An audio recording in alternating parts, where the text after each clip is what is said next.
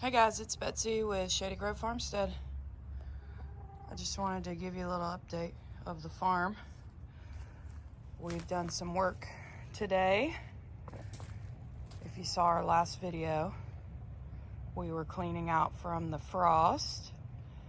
So this is row 23 and 24, and it's got carrots in it. So our plan was to direct seed as much as we could, get in the ground. It's gonna grow a little bit faster.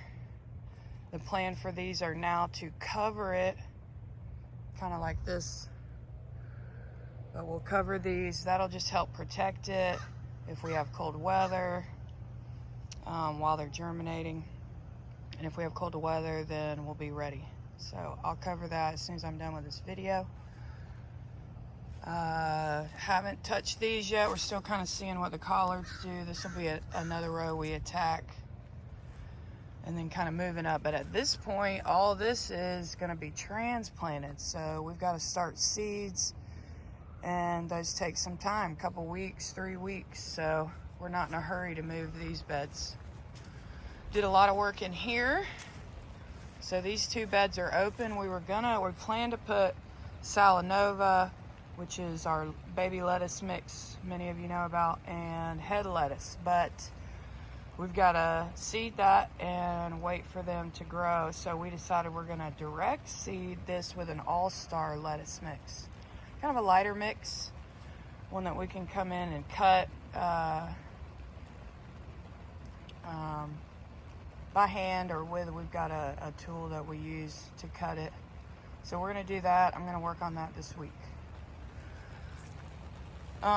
We've seeded this with arugula, turnips, and radishes, which we had here last time, but we switched it now. So where there was arugula, there's now turnips and radishes, and then at the end is the arugula. So kind of a crop rotation.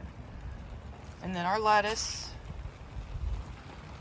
And then this bed was the bed that did the best in the freeze. So we've got the lettuce, the beets, the carrots, and then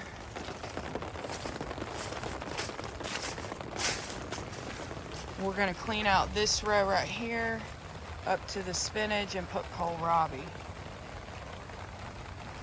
And then again, most of this is going to be waiting for transplant, so we got a little time.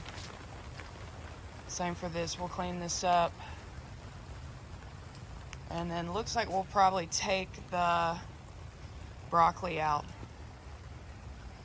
This is asparagus beds. We're going to redo these with 2-inch cedar, but we need to cover them. Get those weeds out of there, let them die off, and then the asparagus will be ready to come up in March and April. Same for this one. We got to rebuild it. Those beds are probably 5 years old. So Shady Grove actually we started making cedar raised beds, was the first thing we did. And if you guys know us, we are kind of our story. We're both school teachers, or were. Paul is still a school teacher. I am full-time farmer as of August.